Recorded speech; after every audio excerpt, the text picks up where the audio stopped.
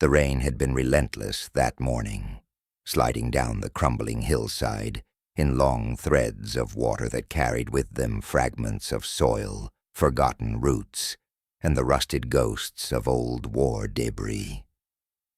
No one in the small rural town had noticed the slow erosion that had been gnawing at the earth for decades, not until the saturated ground finally gave way with a deep groan that echoed through the valley like something ancient, exhaling for the first time in 80 years. When the hillside collapsed, it revealed a hollow dark cavity beneath the earth's skin, a bunker long swallowed by time and silence, its concrete ribs cracked, its interior sealed since 1944. Local authorities cordoned off the area, expecting nothing more than old metal scraps or rotted uniforms. But as they approached with cold beams of artificial light slicing through the murk, they saw shapes slumped against the bunker's rear wall, shapes that were unmistakably human, even after all these decades. No one spoke at first. A chill seeped into the space that had nothing to do with the weather, and the air seemed to pulse with the weight of a story long buried and now unwillingly resurfaced. The bunker itself had been built in the final year of the war, an improvised shelter for families fleeing eastward as front lines shifted and rumors of advancing armies tightened like a noose. Archives held scattered mentions of civilians who had disappeared in transit, families who left behind abandoned carts, extinguished fires, and empty roads that led nowhere. Among those names was one that had become little more than a footnote in forgotten documents. A family of 4 who had last been seen near the forested ridge above town. A mother, a father, and their 2 young sons, moving quickly and carrying little. For decades, their fate had been a whisper, a tale told by older residents to convey the chaos of those dark seasons. But as the bunker revealed its terrible contents, that whisper sharpened into certainty. The remains found inside matched the number of those missing, their possessions scattered like relics of a desperate final stand. Objects lay preserved in the stale air. A dented enamel mug, a child's wooden toy with a broken wheel, remnants of wool clothing stiff from age, and near the entrance, a rusted metal latch bent inward as if someone had once tried and failed to escape. Investigators moved through the bunker with a reverence usually reserved for sacred spaces, taking slow, careful steps between the dust-coated shadows. The interior walls bore faint markings, scratches that ran in jagged patterns as though made by fingernails or by some small tool in the fading hours of hope. A lantern lay beside one of the bodies, its glass intact, but its fuel long evaporated. There was a sense that the place had held its breath for nearly a century, waiting for someone to hear the story trapped inside its walls. Outside, the rain eased, replaced by an eerie quiet that hugged the clearing, and it was in that quiet that townspeople gathered, exchanging uneasy glances, their faces pale as they listened to murmurs of what had been found. Some remembered old warnings from their grandparents about staying clear of the ridge, stories whispered around brittle winter fires about vanished souls and footsteps heard beneath the soil. No one believed them anymore, until now, as the investigation deepened, documents resurfaced from forgotten local archives, revealing that the family had been among dozens attempting to cross the region during late 1944, seeking safety from encroaching forces. Their last documented trace was a note scrawled hastily by a villager who had seen them heading toward the ridge before dawn, trying to outrun an incoming patrol rumored to have been combing nearby settlements. The bunker, it seemed, had been their final refuge, but one that turned into a tomb when its entrance collapsed during a bombardment that shook the valley. The war had been ruthless in its erasure of lives, Yet the discovery of the bunker reawakened questions that had long been dismissed as unsolvable. The remains, though fragile and partially fused to the earth, still carried echoes of identity. A metal brooch found beside the mother's skeleton matched one kept by a distant relative who had survived the conflict. The pieces aligned with haunting clarity, pulling together a narrative that had been suspended in unfinished anguish for almost 80 years.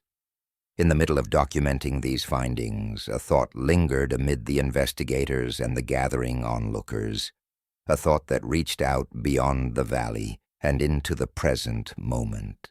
If you are watching this unfolding mystery, from what place, from what corner of the world, are you witnessing the reopening of a chapter once believed forgotten? It was as if the story itself wanted to know how far its echoes would travel, how many would lean closer to the screen to consider the fragile thread that links past and present, tragedy and rediscovery, silence and revelation. Inside the bunker, the air remained unnervingly still, as though time itself hesitated to disturb the fragile remains. Specialists carefully removed layers of debris, revealing more signs of the family's final days. On one wall, faint chalk marks suggested attempts to track passing time, though the marks ended abruptly after only a few columns. Near the father's resting place, they found a small fabric pouch containing coins from multiple regions, evidence of desperate travel across shifting borders. The children's remains were positioned close together, as though their parents had tried to shield them, to provide comfort in the cold subterranean dark. Every detail painted a picture of fear, exhaustion, and hope slowly draining away as escape routes vanished and the roar of distant artillery sealed their fate. The bunker became not just a burial site, but a time capsule of human endurance crushed under the weight of unstoppable events. Outside, word of the discovery spread across neighboring towns, drawing small crowds who stood at a respectful distance. Some brought candles, leaving them at the barricade in quiet memorial. An elderly man trembled as he spoke to authorities, recalling childhood stories of the missing family. He remembered his mother's grief over neighbors who had vanished, people she had shared bread and laughter with before the world was pulled apart. She had always believed the family died in crossfire or were captured during a sudden patrol, but she never imagined they had been entombed so close to home. The revelation stirred old wounds, unraveling decades of partial truths and unanswered questions. It was not just a discovery of bones. It was the reappearance of a thread that connected generations, forcing the present to confront a grief too long unspoken. Authorities debated how much of the bunker should be excavated, concerned that the structure might collapse further. Engineers mapped the stability of its remaining walls, though each step deeper into its interior felt like trespassing into a sacred chamber of loss. As daylight dimmed and portable lights cast harsh white beams across the remains, the atmosphere shifted from mere investigation to a haunting communion with lives frozen in their final hours. A notebook fragment found near the mother suggested she had tried to record the family's journey, but the ink had faded beyond legibility, leaving only faint strokes of desperation. It was as if the bunker itself had absorbed their final words, guarding them until this accidental unearthing.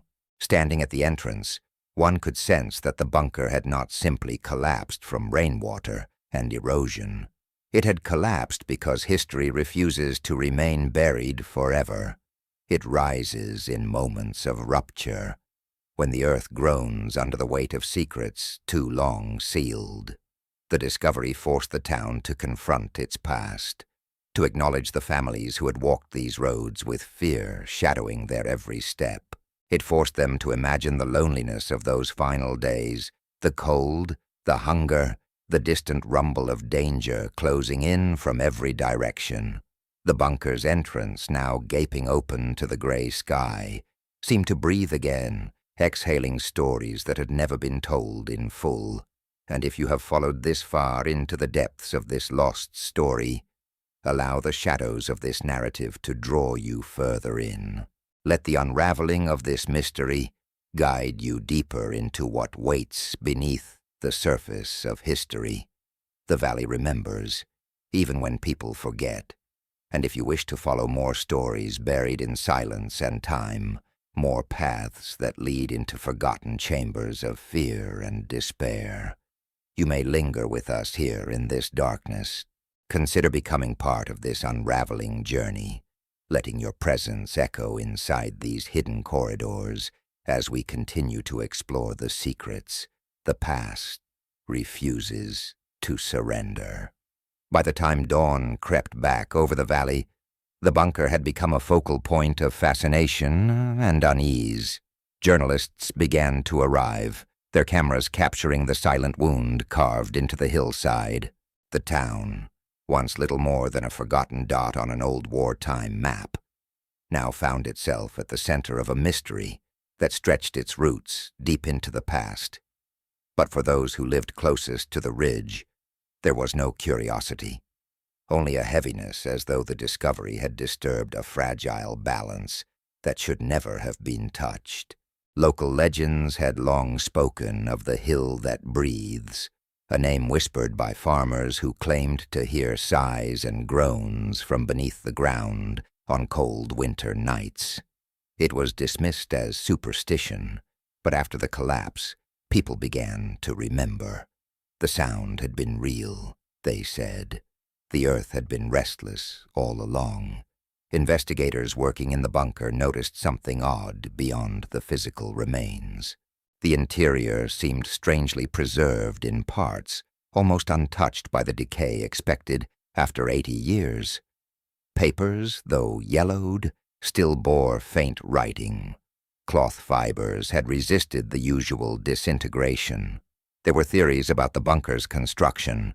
Perhaps some chemical mixture in its concrete had sealed out moisture, or perhaps it was simply the luck of being buried beneath the right kind of soil. Yet, as archaeologists and forensic experts examined each artifact, there was a sense that preservation alone could not explain the atmosphere of that place. There was a palpable residue of presence, an emotional gravity pressing against the air, as if what had occurred inside had burned its imprint into the walls themselves. Among the recovered items was a small diary, almost completely intact, though much of its writing was smudged by time. Experts began restoring the faded words using infrared imaging, and slowly, fragments emerged, entries written in hurried, uneven handwriting. The first pages described the family's journey, their desperate flight from an approaching army. The father wrote of distant explosions, of smoke hanging over villages, of checkpoints where soldiers questioned them before sending them onward. There were mentions of hunger, of frost, of the youngest child coughing at night. The entries grew more chaotic as the family drew closer to the bunker, and the final pages devolved into jagged fragments, incomplete sentences trailing into blank space. It was as if the ink itself had been frightened into silence. News of the diary's existence spread quickly, attracting historians and descendants of wartime refugees. Some speculated that the family might have been hiding not from foreign soldiers, but from their own neighbors, an idea that ignited bitter debates among locals. Old alliances and rivalries stirred beneath the surface, memories of collaboration and betrayal that the community had long chosen to bury. The bunker, it seemed, had reopened not just a grave, but a wound in the collective memory. For every relic uncovered, another secret began to stir. Some villagers spoke quietly of those who had profited during the occupation, who had reported others in exchange for safety. They feared what the diary might reveal if its final pages were ever deciphered fully. When the first transcription of the readable sections was released, A few lines stood out. One entry described the sound of boots echoing through the forest at night, and another, dated just days before the family's disappearance, mentioned a sealed door and voices outside. The tone of those lines chilled even the most skeptical reader. It was clear that the family had not chosen to enter the bunker willingly. It had been a last refuge, perhaps forced upon them by the encroaching chaos. The father's words suggested that he had sealed the entrance himself, convinced it would protect them from discovery, unaware that it would also trap them in an unbreakable tomb. That single decision, driven by terror and love, had condemned them all. In the days that followed, the town shifted from quiet curiosity to unease. A few residents claimed they could still hear muffled sounds near the excavation site at night. Soft thuds, faint murmurs, the echo of something moving beneath the earth. Rational minds dismissed it as imagination, a byproduct of too many sleepless nights and too much attention. But for others, the noise was real, and it carried with it a sorrow that words could not define. Some began lighting offerings near the site. Flowers, food, handwritten prayers. Even children who didn't understand the full story seemed to sense that the ground itself demanded respect. The local church reopened its long-abandoned bell tower for a vigil, the sound of its bells drifting across the valley like a requiem. Meanwhile, forensic teams continued their analysis of the remains. The mother's bones showed signs of having been positioned deliberately, her arm extended toward one of the children. The father's skull bore an impact fracture, possibly from falling debris. But what puzzled experts most was the state of the youngest child's skeleton, smaller than expected, yet arranged perfectly still, as though placed there with reverent care after death. The evidence suggested a slow, tragic unfolding rather than a sudden collapse. Perhaps the family had survived for days or even weeks inside the bunker before the end came. Perhaps they had listened to the muffled thunder of war fading away, waiting for rescue that never came. Late one evening, a historian named Lucas Haider arrived from Berlin to assist in interpreting the diary. He was a quiet man, gaunt, with a demeanor that seemed shaped by years spent sifting through the dust of forgotten archives. He worked meticulously, his gloved fingers tracing the faint ink with a kind of reverence. As he read, he spoke softly of how countless civilian shelters had vanished after the war, their records erased or misplaced. He believed this bunker could be part of a larger network of hidden refuges built in the war's final months, many of which collapsed or were sealed intentionally to prevent enemy discovery. Lucas's arrival added depth to the investigation, but it also intensified the mystery. He hinted that similar disappearances had occurred in nearby regions, families who vanished during retreat, never found again. His words carried a weight that unsettled even the most pragmatic officials. Then came the discovery that turned curiosity into dread. During an extended excavation of the bunker's secondary chamber, researchers found additional bones, small fragments that did not belong to the four known family members. Forensic testing would take time, but the implications were immediate. Someone else had been there. Perhaps another person had joined them in hiding, or perhaps the bunker had served other purposes before or after their deaths. The atmosphere grew tense. The valley, once filled with cautious sympathy, began to feel haunted by questions no one wanted to ask. Who were the other remains? Were they connected to the family, or to something else entirely that had taken place within those concrete walls before 1944? Ended. The following week, Lucas uncovered a previously classified document in the regional archives. It mentioned an Operation Shelter Fall, a wartime directive to conceal specific locations from both advancing enemies and retreating allies. The document referred cryptically to civilian containment under conditional security, a phrase that no one could fully interpret.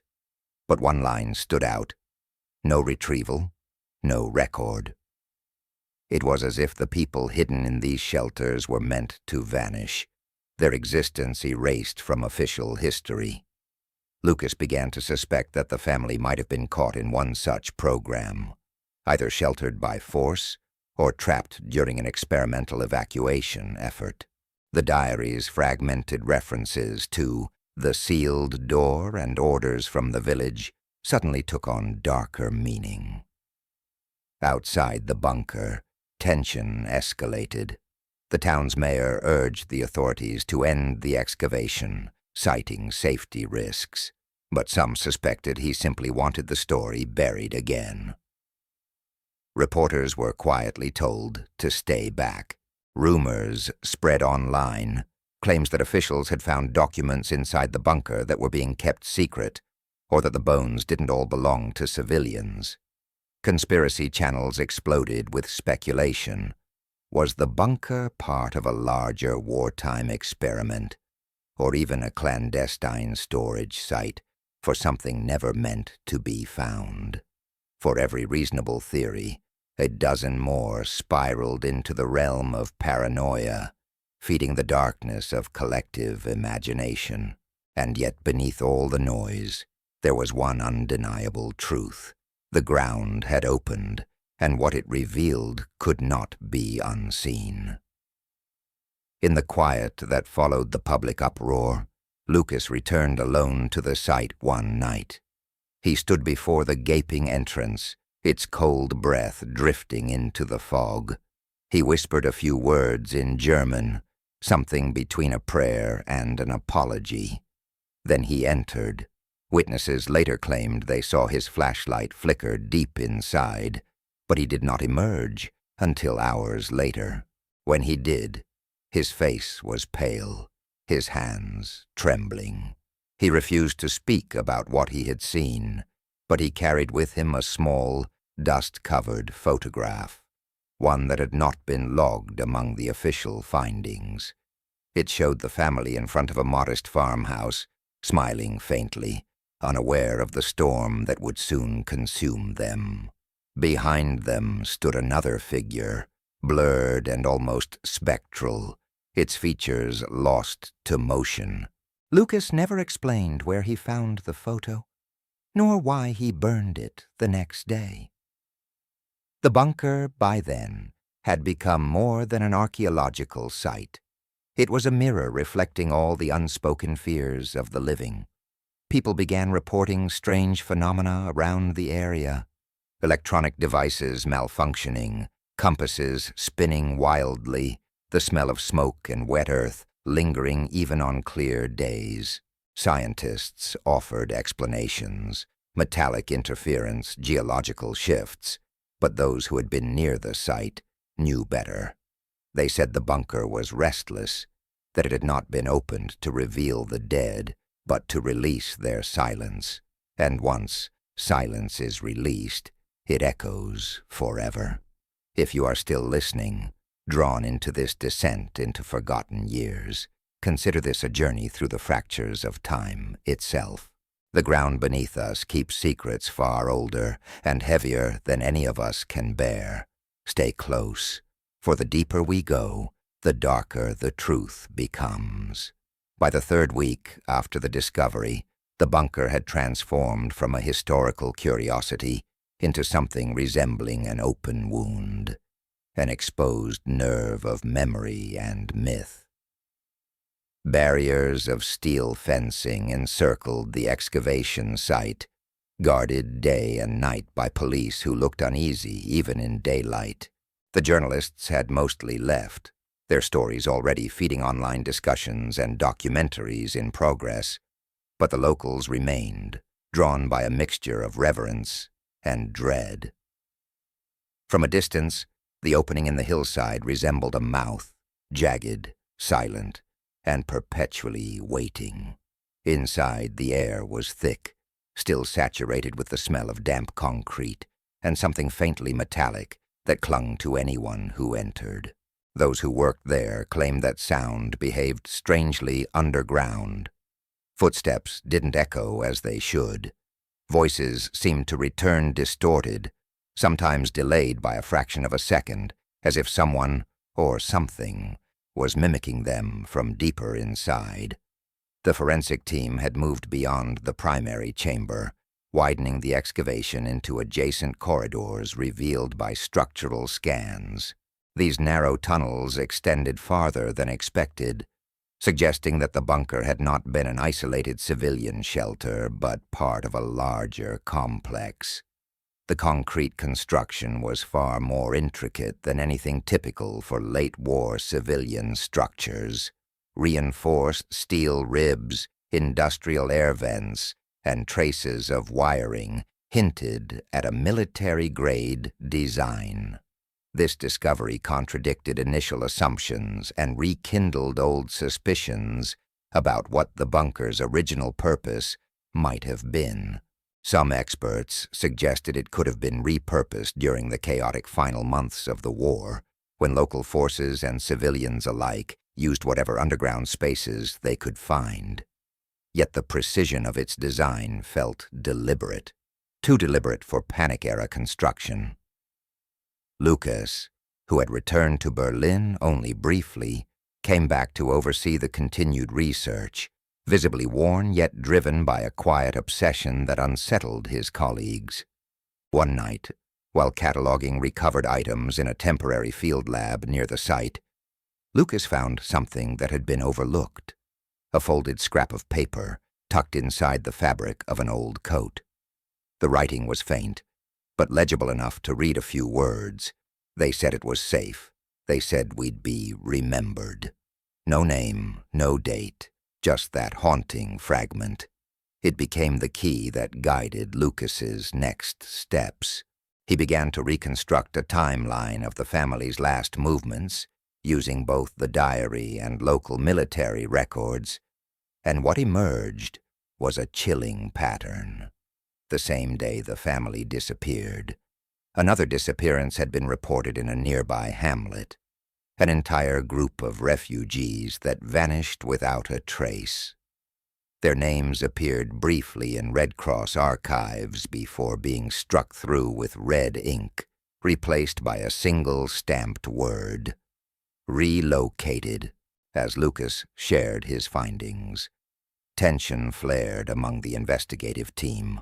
Officials urged restraint, warning that speculation could harm reputations and international relations if it implied war crimes. But Lucas could not ignore what he was uncovering.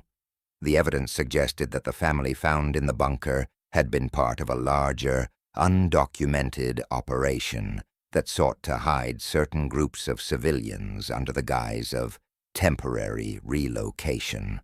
The bunker's design, its hidden tunnels, its sealed entrances, all pointed toward a purpose far darker than simple refuge. The sealed corridors suggested containment, and the word relocated carried the weight of something far more sinister.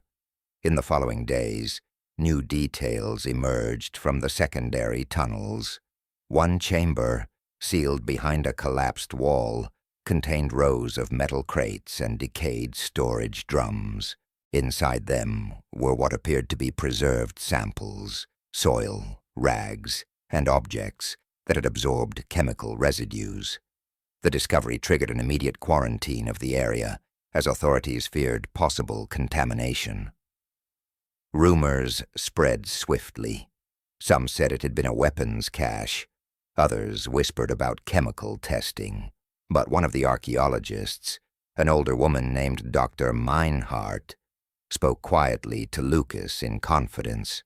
She believed the crates weren't military supplies at all. They were evidence of something conducted on civilians, something never meant to be recorded. Her theory, though unverifiable, was enough to draw fear like a fog over everyone involved. Meanwhile, the town itself began to change. Shops closed earlier. Windows stayed dark. Even the air seemed heavier, as if the valley had inherited the sorrow of the dead it had exposed. A local priest began organizing evening prayers by candlelight at the edge of the excavation fence, insisting that something had been disturbed that required appeasement. Those who mocked him at first soon joined when they too began dreaming of the same image. A narrow corridor lined with flickering lights. A woman whispering names in a language they didn't recognize. Some dismissed it as shared anxiety, but others felt it was more. A memory resurfacing through the collective unconscious of a town that had forgotten its own sins. It was during one of those nights that Lucas returned alone once more to the bunker. He carried with him a small recording device, hoping to capture ambient sounds for analysis. The air inside was colder than usual, and the silence pressed so tightly against him that every breath felt amplified. He walked deeper, his light tracing over walls that now seemed to sweat moisture, reflecting back distorted images of his movement. When he reached the second chamber, he heard it, a faint tapping, at first rhythmic, then irregular, like someone rapping weakly on the other side of a wall. He froze, recording everything. The sound persisted for almost 30 seconds before fading completely. When he played the recording outside, the tapping was gone. In its place, barely audible, was something else. A whisper, fragmented but unmistakable. "Don't open it again." Lucas didn't sleep that night. The following morning he submitted his notes to the authorities, but was quietly instructed to cease personal investigation. They told him that the site was now classified under federal oversight, citing historical security concerns. He knew that meant he had come too close to something sensitive, perhaps not paranormal, but politically buried. Yet his curiosity was no longer academic. It had become personal.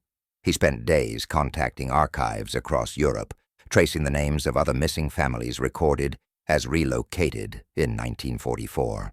Each search led to gaps, files removed, pages missing. In total, he identified 11 similar disappearances within a 50-mile radius of the valley. Every record ended the same way, with a blank. Back at the excavation site, the forensic team prepared to remove the last of the remains for transport. But before the chamber could be sealed for good, Dr. Meinhardt requested one final inspection. She moved carefully among the scattered debris, noting minute details others had missed.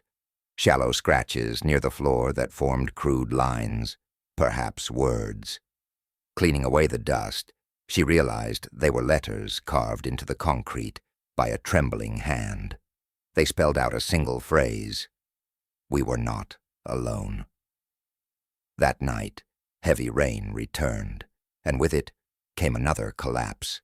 The hillside shifted, sealing much of the secondary tunnel again under tons of earth. The excavation had to be halted indefinitely. By morning, the site was closed off completely, declared unstable. Officials announced that no further entry would be allowed. The bunker had reclaimed itself, retreating into silence as if unwilling to let its secrets escape further. Lucas watched from behind the barricade as the opening was covered with tarps. The lights shut off, the valley once again wrapped in mist. For a long moment, he thought he heard that same tapping echo faintly through the rain, like the earth itself, remembering the rhythm of trapped hands. The discovery of the family and their surroundings quickly faded from headlines. The official narrative shifted, emphasizing the historical importance, the tragedy, the lessons of war, but omitting all reference to the additional remains, the strange artifacts, the whispers, the sealed tunnels. Within months, public interest waned, replaced by other crises. Only Lucas and a handful of locals continued to wonder what exactly had been buried beneath their town. He received anonymous letters, photocopies of old documents, coordinates, fragments of military codes. One contained a faded stamp, identical to that found on the relocation records. Another bore the insignia of a unit that had never officially existed. The sender's identity remained unknown, but the message was clear. The bunker was not unique. In the spring that followed, Lucas published a paper titled "The Silence Beneath: Civilian Shelters and the Hidden Geography of the Final War Months." It was cautiously worded, careful not to provoke government censors, but between its lines, readers could feel the tremor of something unspeakable. He ended it with a question that lingered long after the final page. What happens to history when the ground itself refuses to forget? Those words resonated with a small but devoted following who saw the bunker not as an isolated tragedy, but as evidence of a systemic vanishing, an orchestrated erasure of human lives swallowed by both earth and bureaucracy. And now, as you listen to this story unfolding in the shadows of time, let the weight of it linger in you. Beneath every peaceful landscape lies the echo of something buried, something that once breathed, feared, and hoped. These are not just stories of the dead. They are mirrors held up to the living. So, if you wish to keep descending into these forgotten depths, if you wish to let the darkness of history speak again, follow this channel into the silence between words, where truth waits, patient and eternal. Months passed, and the valley seemed to return to a fragile normalcy. Grass began to reclaim the disturbed soil. Wildflowers pushed through the cracks of temporary fencing, and from a distance it looked as though the earth had healed. But those who lived close to the ridge knew the truth. Nothing heals from beneath. The air still carried a subtle chill that clung to the lungs, and during quiet nights, people said they could feel vibrations underfoot, faint as a heartbeat, as if the ground itself still remembered the weight of those buried within. The town council ordered the bunker area permanently sealed, installing heavy concrete slabs and warning signs that forbade entry. Yet such signs do little against human curiosity, especially when whispers of mystery persist in the corners of conversation. Teenagers dared one another to sneak up at night. Some did. A few came back pale and silent, refusing to speak of what they'd heard in the dark. Lucas Hyder had left the region by then, though his mind remained trapped there. His research had grown into obsession. In Berlin, he rented a dim apartment, cluttered with stacks of papers, maps pinned with string, photographs marked by dates and coordinates. He spent nights scrolling through declassified archives, making connections others had long forgotten. His eyes were hollow from sleeplessness, his hands ink-stained and trembling. On his wall, the bunker's schematic, drawn from memory, hung beside a growing list of names, each belonging to a missing family from the same final months of the war. He believed now that the bunker near the valley was not the first, nor the last. There were others, scattered like hidden graves across the continent. One evening, Lucas received an unmarked envelope slid beneath his apartment door.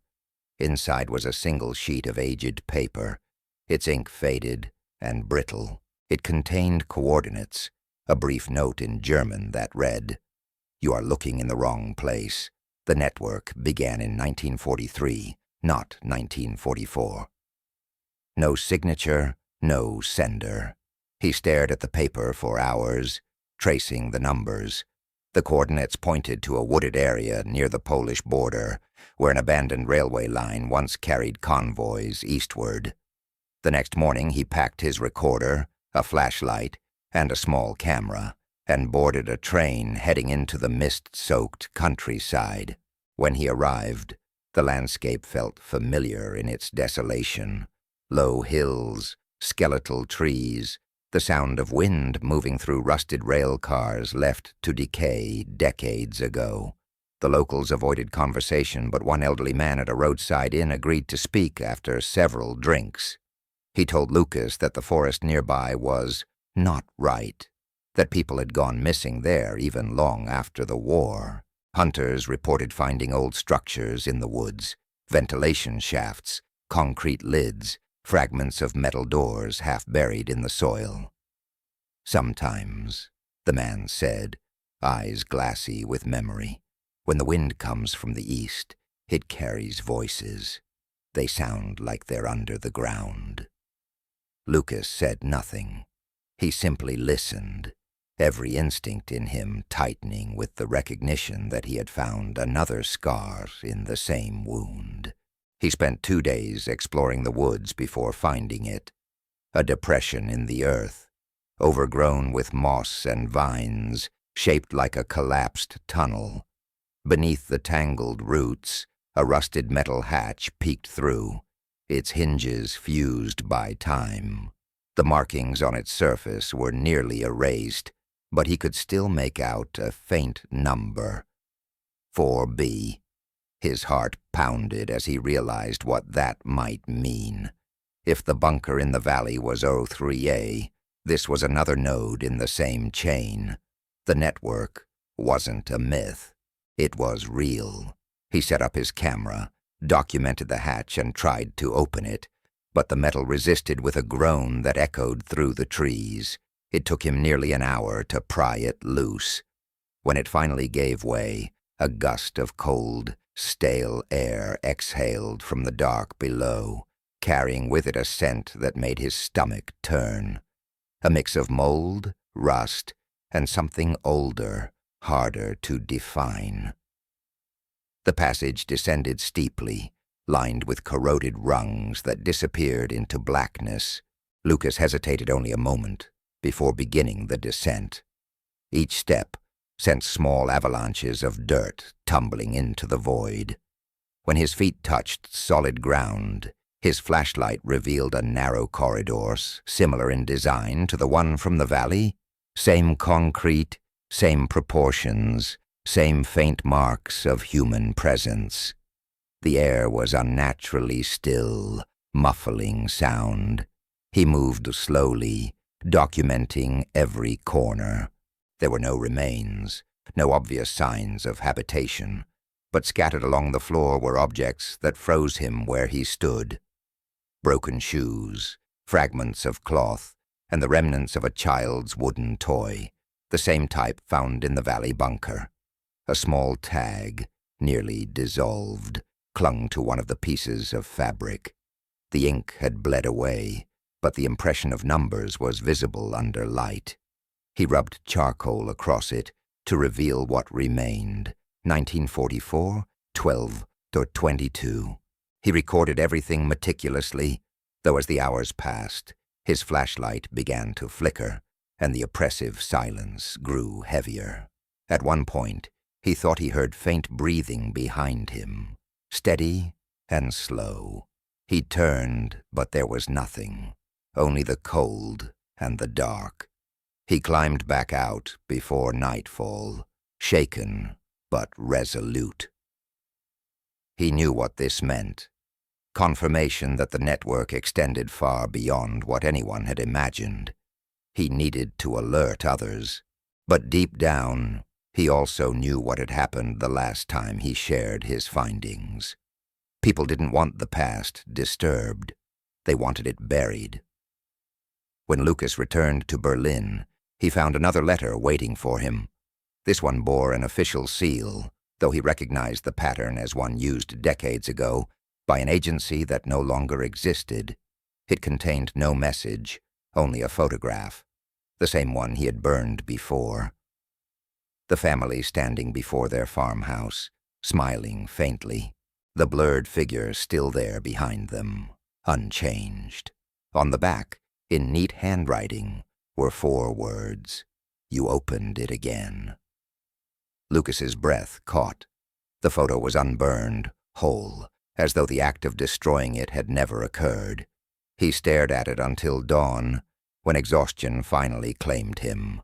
In his dreams, the bunker's walls closed in around him, whispering through cracks and echoes. The same words, over and over. We were not alone.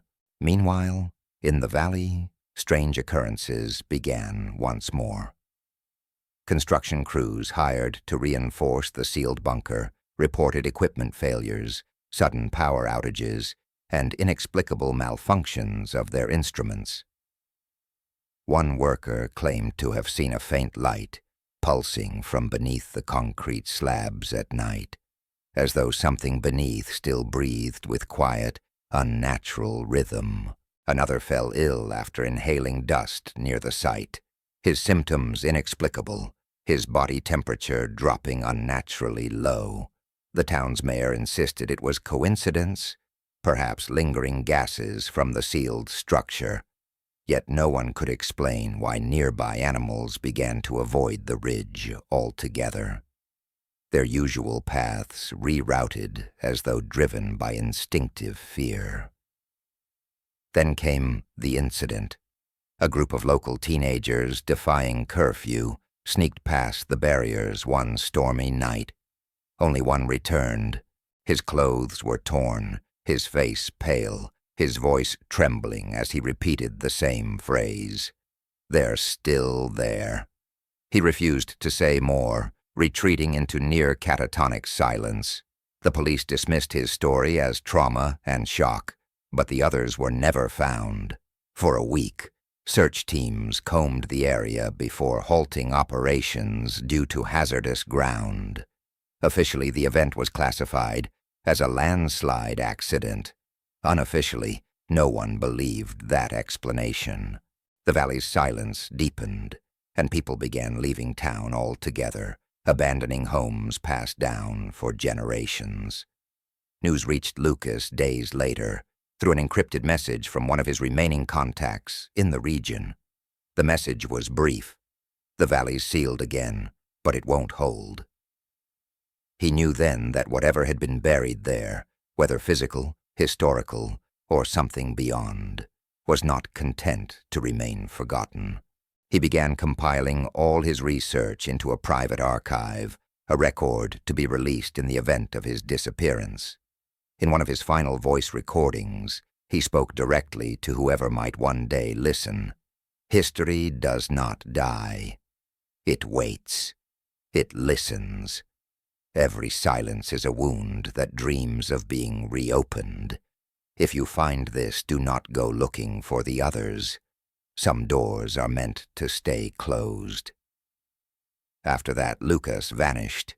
His apartment was found empty weeks later, papers scattered, walls stripped bare. The only thing left was his recorder, still on, still humming softly. Authorities claimed he had left the country. Those who knew him believed otherwise. They said he had gone back, to the forest, to the hatch, to the place where he first heard the earth breathing. And if you stood near that area today, on the coldest nights, some swear you can still hear it. A faint tapping, followed by silence that seems to watch you breathe. And if you've followed this far, through corridors of memory and ruin, then you've already stepped beyond curiosity. The ground remembers. The dead do not rest because we will not let them. If you wish to keep descending, if you want to stand where history's silence still hums through the soil, then let this story pull you deeper. Subscribe to the shadows. Stay with the echoes. The next discovery is never far away. It's just waiting beneath your feet. By the time another year had passed, the story of the 1944 bunker had all but disappeared from the public eye. What once filled news cycles with haunting photographs and speculative headlines had faded into the background noise of modern distraction. The official report had been finalized, stating that the remains belonged to 4 civilians, likely trapped by wartime collapse, with no indication of foul play. The site had been reclassified as a protected historical zone, sealed indefinitely beneath reinforced barriers. But even beneath concrete and bureaucracy, silence has a way of seeping through. Those who lived nearest the valley still felt it, like pressure behind the walls of their homes, a slow pulse under the ground that beat in time with memory itself. And though no one dared speak of it openly, they knew that something beneath them still stirred. One of those who could not forget was Dr. Anna Meinhardt, the archaeologist who had led the final phase of the excavation before it was abruptly shut down. She had tried to move on, transferring to a university post where she taught historical preservation and post-war reconstruction, but her lectures always returned to the same theme: the persistence of the past and the ethical danger of burying truth under narrative. Her students called her the Keeper of Ghosts. They thought it was a compliment. In truth, it was closer to an accusation, for even as she lectured about ancient ruins and forgotten wars, she carried with her the image of that final message carved into the bunker wall. We were not alone. The words haunted her in dreams, carved not in stone, but in her own thoughts. A message she could never interpret yet could never escape. Then one rainy afternoon, a package arrived at her office.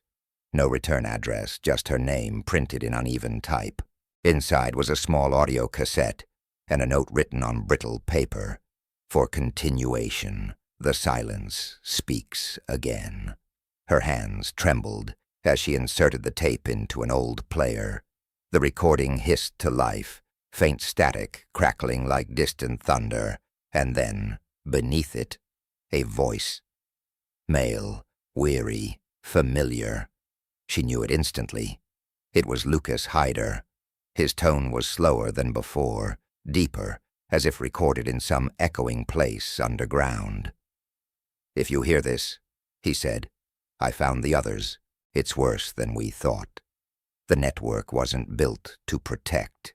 It was built to erase. Each bunker was a mirror, each family a test. Don't try to find me. The ground won't let me leave. Then the tape dissolved into static. Anna sat motionless for several minutes after the tape ended, staring at the player as if it might come alive again. She replayed it over and over, each time convinced she heard something more. Faint noises behind his voice, perhaps dripping water, perhaps something like breathing. If the message was genuine, it meant Lucas had survived long enough to continue his investigation. But where? And who had sent the tape? She checked the postmark. It was stamped in a small town near the Czech border, hundreds of kilometers from both Berlin and the original valley. The date was recent. Against every rational instinct, she knew what she had to do. Within a week, Anna was on a train heading east, following the faint trail of Lucas's last words. She carried the tape, a notebook, and an old digital recorder of her own. The train moved through landscapes thick with mist, the kind of terrain that hides secrets easily. When she arrived at the postmarked town, she found it nearly deserted. A handful of houses clinging to the edges of an overgrown forest, their chimneys coughing pale smoke into the gray sky. The locals were wary of outsiders. They offered vague directions but avoided eye contact when she asked about any underground structures. One old woman finally muttered, "The war left holes everywhere.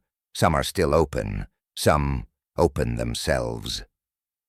Then she crossed herself and refused to speak further. That night, Anna rented a room at a small inn overlooking the forest. She spent hours listening to the cassette again, noting the ambient sounds between Lucas's words, the rhythm of dripping, the reverberation of concrete, and something else, faint but deliberate, a tapping pattern. She slowed the playback, isolating the rhythm, realizing with horror that it wasn't random. It was code, Morse code. She wrote it down, translating the sequence. It spelled 3 words, not all sealed.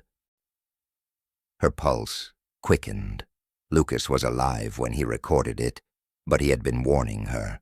Some of the bunkers remained open, or had been reopened. At dawn, she ventured into the forest with a map marked with wartime topography, comparing old German engineering layouts to modern terrain. Hours passed before she stumbled upon what she was looking for, a low mound of earth, shaped like a dome, fractured in the middle by a concrete rim. Embedded in it was a rusted vent cover, the metal warm to the touch, despite the cold air. She crouched close and listened. A faint hum pulsed beneath it, steady, mechanical, impossible. Her rational mind searched for explanations. Geothermal pressure, underground cables, remnants of wartime machinery. But she knew better. She pressed her ear closer, and for the briefest second, she swore she heard the sound of voices. Faint, layered, human. She returned that night with recording equipment and began documenting the site. Hours of audio captured nothing but static and wind, until 2:47 a.m., when the noise changed. The microphone picked up rhythmic vibrations, deep and slow, almost like breathing. Then, a whisper. Not words exactly, but the shape of them, curling through the static. The recording continued for 43 seconds before cutting off abruptly. When she played it back later, there was another sound layered beneath, the faint echo of Lucas's own voice repeating the same phrase from the tape. "The ground won't let me leave." Anna knew she couldn't leave either. Not yet. The forest, the mound, the voices, they were all connected to the network Lucas had uncovered. The deeper she looked into old records, the clearer the pattern became. The network had been built by a secret branch of wartime engineers tasked with population control during transitional retreat zones. The official purpose had been protection, safe houses for civilians fleeing conflict zones. But unofficial memos hinted at another goal: containment of anomalies. No explanation followed that phrase, no scientific notes. Just those 2 words, stamped repeatedly across internal communications. The more Anna read, the more she realized that the war might have been only part of the story. The bunkers were not only about people. They were about something found, something feared, something sealed beneath. She spent several nights in that forest, sleeping lightly, haunted by sounds that grew closer to each dusk. Once, she woke to find the ground beneath her trembling, as if from distant movement. The forest seemed to exhale around her, trees creaking in a synchronized rhythm. She packed her equipment to leave, but found her compass spinning, her GPS frozen. Every path she took led her back to the same mound. It was as though the landscape itself had shifted to keep her near. The next morning she found fresh footprints near the vent, bare, small, leading away into the woods before fading into mud. She followed them until they vanished, replaced by long drag marks, as though something had been pulled back underground. By the 4th night, exhaustion and fear had blurred together. Anna recorded her final field note in a trembling whisper. The coordinates match Lucas's map. There are more sites. I think they're connected through subterranean channels. I can hear movement below me, like water or like breathing. The soil vibrates when I speak. It feels alive. If I don't return, seal the others. Do not reopen anything that bears the mark 03 or 04. They are not bunkers, they are vessels. Her voice broke then, swallowed by wind. The recording ends with silence, followed by what sounds like distant footsteps and the faint metallic groan of a door closing. Weeks later, local forest rangers discovered her abandoned campsite. Her camera lay half buried in leaves, its memory card corrupted, except for one image, an out-of-focus shot taken at night, showing the mound from a low angle. In the corner of the frame, reflected in the vent's metal surface, is the faint outline of a human face. Pale, blurred, expressionless. Analysis confirmed it wasn't Anna's. The university filed her disappearance as accidental, a tragic case of exposure in the wilderness. But those who had worked with her knew better. Her office was found undisturbed, except for one thing: the cassette tape she'd received, now melted and warped by heat, as though it had been burned from within. On her desk lay a note in her handwriting. We were not alone. We are not alone. And so the story circles back to silence, to earth that moves when it should be still, to voices that speak through static and soil. The bunkers remain sealed, yet their memory persists, leaking through generations, whispered in dreams and in the shiver of restless ground. Maybe Lucas was right. Maybe the ground doesn't let them leave. Maybe it doesn't let us leave either, binding the living and the dead in a single pulse that will never stop. If you've followed these echoes through the years, through the ruins and the static, through voices trapped in the earth, then you already feel the pull. These stories are not meant to entertain. They are meant to remind. The past is never gone. It waits beneath our feet, beneath our cities, beneath our own silence. Stay close, because what comes next will show how far that silence truly reaches. Winter fell hard over the valley. Snow blanketed the ridge, softening the scars left by excavation, turning the landscape into a pale expanse of deceptive calm. Beneath that surface, silence reigned again, heavy and patient. The locals said the ground no longer groaned at night. It only whispered, faint and low, as if humming to itself. But in truth, the silence had not returned out of peace. It had settled like a lid placed over something that still moved beneath. The town's population had dwindled to less than half. Houses stood empty, windows dark, fields unharvested. Those who stayed did so out of stubbornness or denial, clinging to the rhythm of a life that no longer felt entirely their own. And yet, even among the remaining few, there was one constant, shared fear, that the thaw would come and the ground would open again. Far away, in an unmarked government facility somewhere near Leipzig, a series of recovered documents sat locked in an archive under the classification WWII, Project Untergrund.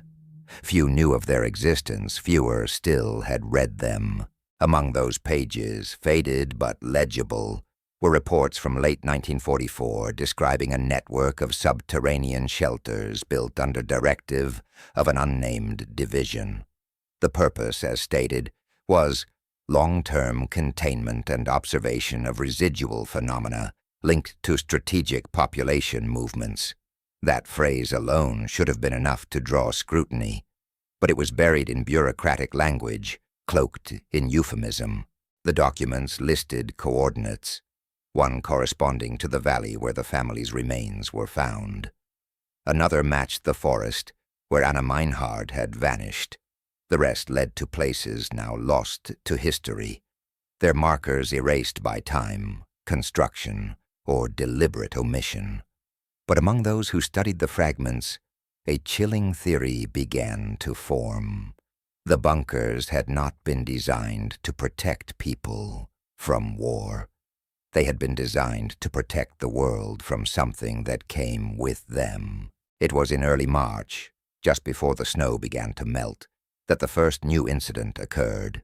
A team of maintenance workers tasked with inspecting the ridge's drainage system reported hearing hollow echoes beneath the concrete seal, sounds that seemed to respond to their movements, shifting in rhythm when they paused.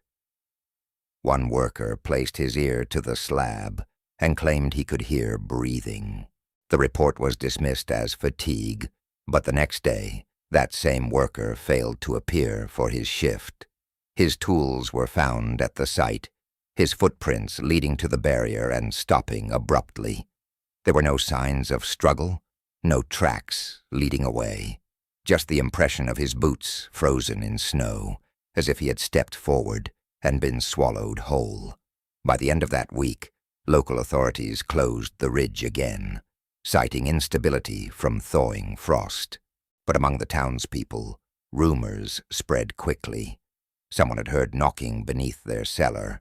Someone else claimed to have found frost forming on the inside of their windows, tracing shapes like fingerprints from the other side. A child went missing 2 villages away, last seen walking toward the forest where the bunker once breathed. The pattern was unmistakable to anyone who dared to see it. Whatever had been unearthed by the collapse was no longer content to remain buried. Meanwhile, across the border, a historian named Ruth Keller, a former student of Dr. Meinhardt, received an encrypted file from an anonymous address. The subject line read only, "Hyder, Final Transmission." The attachment was a video, degraded and distorted by age. But the image was unmistakable. It showed Lucas, pale and gaunt, seated in front of what appeared to be a bunker wall. The lighting flickered, suggesting failing power. He spoke slowly, voice shaking between exhaustion and conviction. They built these places to hold something they couldn't understand, he said. The families were just anchors, living seals. Whatever they contained, it needed human presence to stay dormant. When they died, the seals weakened. When the ground broke, it woke up. He looked toward the camera, eyes hollow. "If you're seeing this, it's already spreading. Don't go near the ridge. Don't go near any place that hums." Then the screen filled with static. For a moment, through the distortion, there was movement behind him. Something tall, shifting in and out of focus, its outline both human and impossibly wrong. Then the video ended. Ruth watched it again and again, her rational mind tearing itself apart, trying to explain what she had seen. But reason could only stretch so far before it snapped. She began tracing the coordinates attached to the file metadata. They led back to the same forest where Anna had vanished. Against every instinct of self-preservation, Ruth gathered her research, borrowed equipment from her university, and set out to find what remained. She didn't tell anyone where she was going. Some part of her already knew she wouldn't return. The forest greeted her with silence, thicker than snow. She moved carefully, guided by fading coordinates, until she reached a clearing she recognized from the old reports. A shallow depression covered in frost. The mound was still there, the metal vent glinting faintly beneath ice. She approached slowly, recorder in hand. There was no sound at first, only the distant rustle of wind. Then faintly, a low hum vibrated through the frozen air, pulsing in slow intervals. The recorder picked it up easily, its waveform trembling like a heartbeat. Ruth whispered Lucas's name into the vent, half in curiosity, half in fear. There was a pause, and then softly, a voice answered. "I'm still here." She staggered back, heart racing, her breath visible in the cold. The voice was not Lucas's, though it carried the same cadence, the same tone. It was calm, almost gentle. She tried to speak, but the air thickened around her, heavy as water. The hum deepened. Her recorder malfunctioned. the battery dying within seconds. The last thing it captured was her whisper, "It's awake." Her body was never found. Only the recorder was recovered, half buried in thawing mud. When analyzed later, the final 30 seconds contained faint, overlapping voices, dozens, maybe hundreds, speaking in multiple languages, all saying the same thing. "We are still here." Spring arrived, and with it came the inevitable thaw. The ridge above the valley collapsed once more, tearing open a new fissure. Satellite imagery captured something strange. A pattern of light within the exposed cavity, not reflection, not artificial illumination, but a steady, internal glow. Within hours, officials sealed the area, declaring it off-limits under emergency environmental protocols. But one drone managed to capture a few seconds of footage before being jammed. The images were grainy but unmistakable. The glow came from symbols etched deep into the concrete floor, pulsing like veins of fire beneath translucent layers of ice. They formed a ring around the hollow where the family had once been found. In the center, the earth itself moved, breathing slowly. Those who studied the footage quietly speculated that the symbols resembled ancient protective sigils, predating the war by centuries, perhaps older still. If so, the war engineers had not built the bunkers. They had repurposed something that had been there long before. They hadn't buried the dead. They had built a prison over something already sleeping. In the weeks that followed, strange weather descended on the region. Compasses failed. Skies glowed faintly at night, even without moonlight, and nearby rivers began to reverse their flow for short bursts of time before settling again. Migratory birds avoided the valley entirely, flying in wide arcs as though skirting an invisible boundary. Emergency teams stationed near the ridge reported vivid hallucinations, faces in fog, footsteps circling their tents at night, the faint sound of weeping coming from beneath the frozen soil. Eventually, the government evacuated the area completely, citing toxic emissions. But the people who had lived there for generations knew the truth. The ground was breathing again, and this time it would not stop. Months later, a final report surfaced anonymously online. Its author was never confirmed, but those who analyzed its tone believed it had been written by Lucas before his disappearance. The document described the bunkers as thresholds, structures built not to protect from war, but from what war awakened. It ended with a line that has since become infamous among those who read it. "They are not gone. They are beneath us, waiting for sound, for memory, for the living to remember them. The silence is not safety. The silence is the door." And so the story ends where it began, with the earth shifting, with echoes rising from beneath the snow, with the hum of forgotten time pressing against the skin of the world. Perhaps the family found in that bunker was only the first sign, a message left for us by those who vanished, so the rest might live. Or perhaps they were the first to awaken something that should have remained buried forever. Either way, the valley stands empty now. A scar, sealed over, but still tender, still trembling with the memory of its own breathing. If you ever find yourself walking near an old ridge, or a field where the ground feels warm beneath your feet, even in winter, stop and listen. If you hear nothing, you are safe. But if you hear the faint hum of air moving below, the distant rhythm of something living beneath the soil, walk away. Don't look back. The earth remembers, and it listens for those who do. And if this story has followed you into the quiet of your room, into the flicker of your screen's light, let it linger there a moment longer. The silence you hear right now, it isn't empty. It's the echo between their world and ours. So, if you've come this far, if the darkness still calls to you, remember to leave a mark in the light before you go. Let your presence be known before the silence takes it back. Like this story, share it, speak it aloud, so the earth knows you're still listening. And if you dare, subscribe to the shadows, because every story we tell keeps the buried from sleeping just a little longer.